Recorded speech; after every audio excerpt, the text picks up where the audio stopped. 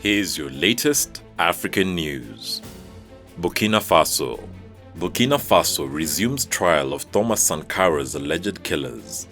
The trial of 14 men, including Burkina Faso's former president, accused in the assassination of loved African leader Thomas Sankara 34 years ago, resumed at a military court in Ouagadougou on Monday. The proceedings opened on October 11th and were adjourned at the request of the defense lawyer, who wanted more time to study the 20,000 items in the dossier. 12 of the 14 accused were in court on Monday, including General Gilbert Dendera, a senior army leader at the time of the 1987 coup. The trial resumed with a presentation of a list of 60 witnesses that the court wants to hear, including by video link for those who are abroad. Among the witnesses are former French Minister Ronald Dumas, former Culture Minister Jacques Lang, and Jean-Christophe Mitterrand, son of late President François Mitterrand. Compaoré, the main accused, announced through his lawyer this month that he would boycott the trial.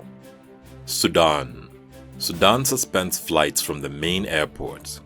Civil aviation authorities in Sudan have suspended flights to the main airport in the capital, Khartoum. Flight activities will be suspended until Saturday, a statement posted on Facebook said. Anti-coup protesters took to the streets on Tuesday, a day after deadly clashes. Earlier in the day, coup leader General Abdel Fattah al-Burhan said the military seized power on Monday to prevent civil war, adding that the deposed Prime Minister Abdallah Hamdok was being kept at the general's house for his own safety and will be allowed home soon. Kenya. Agnes Wanjiru murder. Kenyan family angered over UK army cover-up.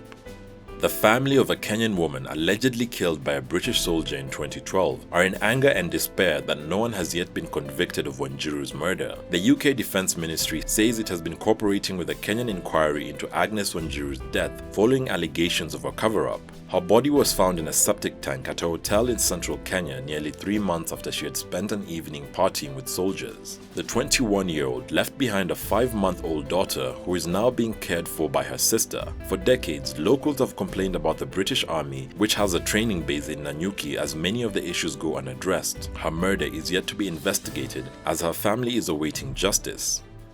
Nigeria. Stolen Benin Bronze still remains at Bristol Museum and Art Gallery.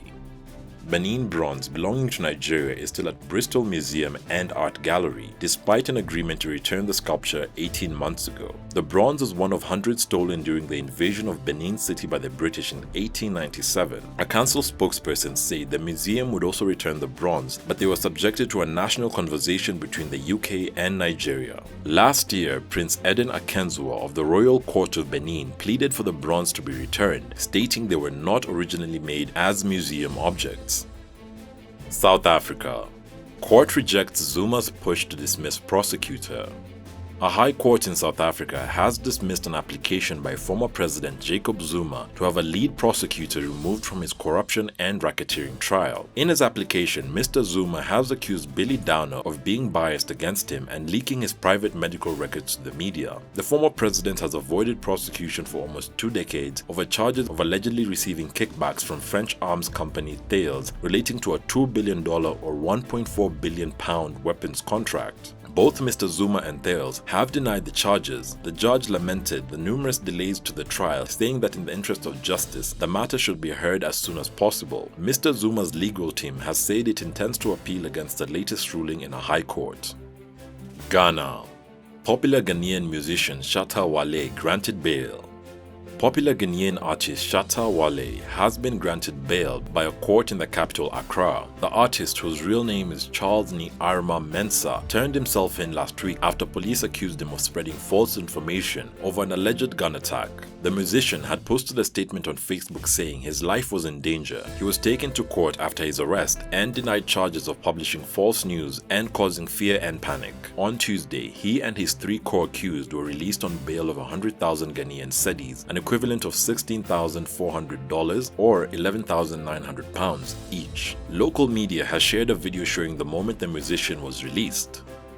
Nigeria. Looted bronze cockerel set for handover to Nigeria.